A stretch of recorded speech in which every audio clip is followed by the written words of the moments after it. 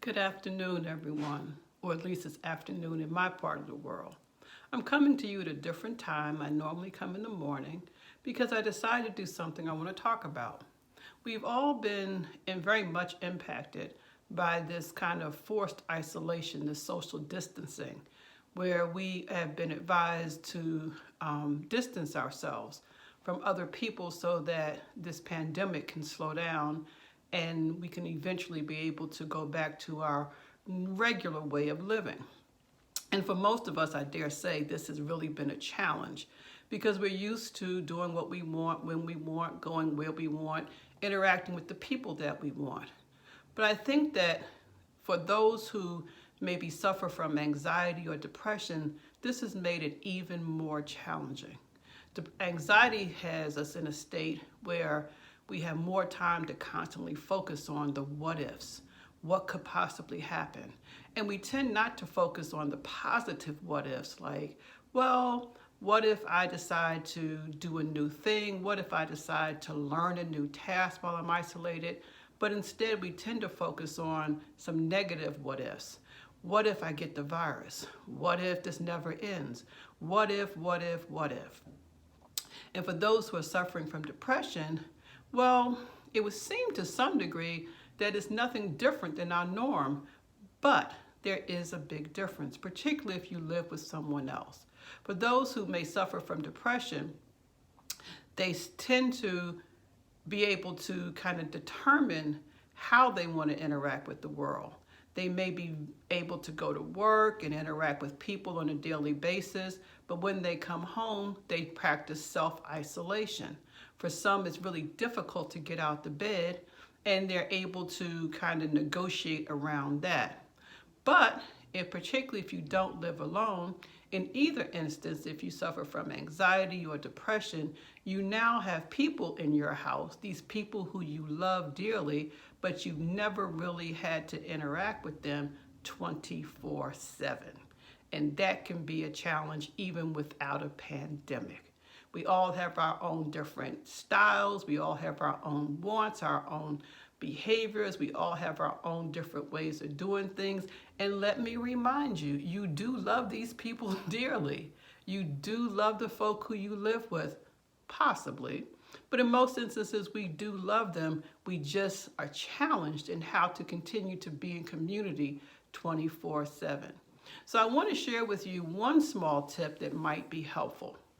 The tip I want to share with you is adjusting to this new norm.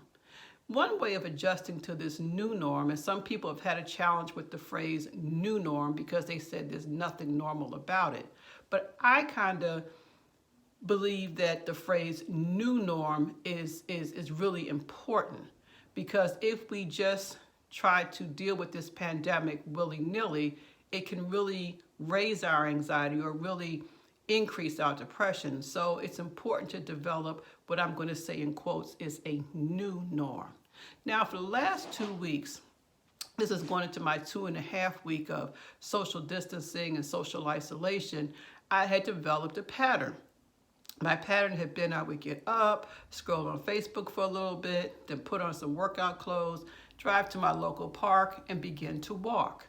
After my walk, I would come home, work out a little bit, and then go on with my day. I did this almost every day for 2.5 weeks. But this morning when I woke up, I realized I really didn't want to do it. I realized that what was becoming my new norm had began to feel like drudgery for me. So I gave myself permission to switch it up a little bit, to change it a little bit. So I got up and I went downstairs and I put on Daz by Brick because it was suggested by a good friend of mine, and I began to dance. I began to dance for the next half an hour. I just found songs and I began to dance to them. And once I got into the mood of moving my body, I did my quick workout, and then I went and made my breakfast smoothie. And then after that, I looked outside and the sun was shining. I decided, now I'm going to take my walk. And I decided to take my walk in a different area, not the same path that I had been taking for 2.5 weeks. And that was really interesting. And so what I'm suggesting to you is I still did the things that nourished me. I still did the things that helped to keep my endorphins heightened, the things that help me to feel in a good mood, but I switched up the order. So the question I want to leave with you today is, how can you add some flexibility and some variety to what's becoming your new norm? I've noticed via social media that people are talking about staying in their pajamas for 2 and 3 days. And whereas pajamas really are very comfortable, I would suggest that at some point you add into that new norm to go back to an old norm, which is taking a shower on a regular basis. I would also invite you to move your body from your bed, to even take a walk to your living room. If you always have a favorite chair that you sit in, switch up and sit in a different chair, sit on the couch. I do a lot of my work on my laptop from my favorite chair. I've decided to switch it up some days and do it from the dining room table. Any small thing is helpful. It's helpful in helping us not to get bored. It's helpful in helping us not to become stagnant. It helps us to be able to see things from a different view. My last tip to you is, I like sunlight, I like nature, I like windows. So I live in a house that has a great deal of windows. But one of the things I've also began to do is I normally look out one particular window in my bedroom. I've decided to switch it up a little bit and to focus my attention on a different window. It's a different view. I begin to see things a little differently. Now, these all may sound like small steps, but small steps are extremely important.